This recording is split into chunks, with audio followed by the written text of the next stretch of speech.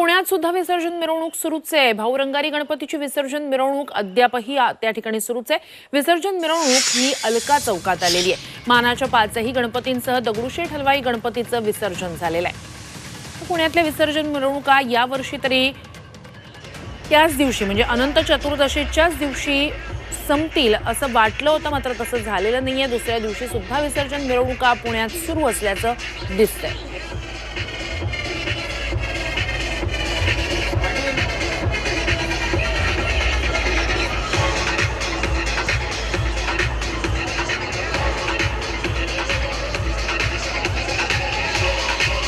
दृश्य आहेत पुण्यातल्या विसर्जन मिरवणुकीची रात्रीच्या वेळेची। तर दुसरीकडे मुंबईतली लालबागच्या राजाची विसर्जन मिरवणूक अद्यापही सुरूच आहे। 20 तास होऊन गेलेले आहेत लालबागच्या राजाची विसर्जन मिरवणूक सुरू झालेला।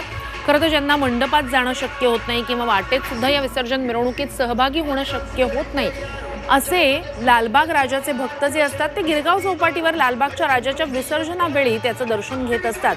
त्यामुळे आता सुद्धा गिरगाव चौपाटीवर मोठ्या संख्येनं त्या ठिकाणी भक्त असतील। दुसरीकडे पुण्यातली विसर्जन मिरवणूक अद्यापही सुरूच आहे। अधिकची माहिती या सगळ्या संदर्भात आपले प्रतिनिधी पुण्यातले कैलासपुरी यांच्याकडून घेऊया। कैलास, अद्यापही पुण्यातली विसर्जन मिरवणूक सुरूच आहे, नेमके काय अपडेट्स आहेत? भाऊरंगारी गणपतीबाबतचे नेमके विसर्जनाबाबतचे काय अपडेट्स आहेत?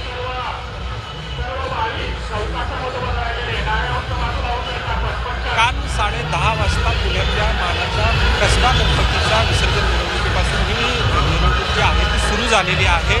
20 तास उलटून गेले तरी अजूनही पुण्यातील विसर्जन मिरवणूक जी आहे ती सुरू आहे। गेल्या वर्षी जवळपास दुपारी 3 वाजता 28 तासानंतर ही विसर्जन मिरवणूक जी आहे ती संपली होती। आत्ता भाऊरंगारी जो गणपती आहे, जो विशेष आकर्षण आहे, तो गणपती अलका चौकात काही वेळात पोहोचतोय। आपण दृश्यांमध्ये पाहू शकत असाल की भाऊरंगारी गणपती जो आहे तो अलका चौकामध्ये पोहोचत आहे। पुणेकर सकाळपासून या ठिकाणी जे आहे ते त्यांची गर्दी अजूनही कायम आहे। कालपासून पुणेकर या विसर्जन मिरवणुकीमध्ये सहभागी झाले होते। त्यांचा उत्साह जो आहे तो तसूभरही कमी झालेला नाहीये।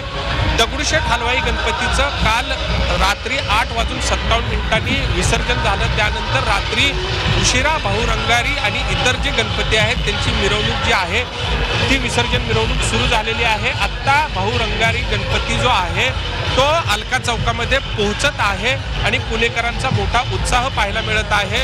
दरवर्षी दावा केला जातो की पुण्यातली मिरवणूक जी आहे ती लवकरात लवकर संपवली जाईल, मात्र अजूनही 20 तास उलटले तरी पुण्यातील विसर्जन मिरवणूक जी आहे ती सुरू आहे। गेल्या वर्षी 3 वाजण्याच्या आसपास ही मिरवणूक संपलेली होती। आता यावर्षी नेमकी किती वाजता ही मिरवणूक संपणार याकडे सगळ्यांचं लक्ष लागलेलं आहे। 20 तासाहून झालं, जास्त कालावधी गेला तरी पुण्यातली ही विसर्जन मिरवणूक सुरू आहे आणि लाडक्या बाप्पाला मिरवणूक देण्यासाठी पुणेकर जे आहेत तेवढ्याच उत्साहात अजूनही या ठिकाणी सहभागी झालेले आहेत। नक्कीच। तुर्तास धन्यवाद कैलास, तुम्ही दिलेल्या संपूर्ण माहितीसाठी। अपडेट्स तुमच्याकडून वेळोवेळी या विसर्जन मिरवणुकीबाबतचे घेत राहू।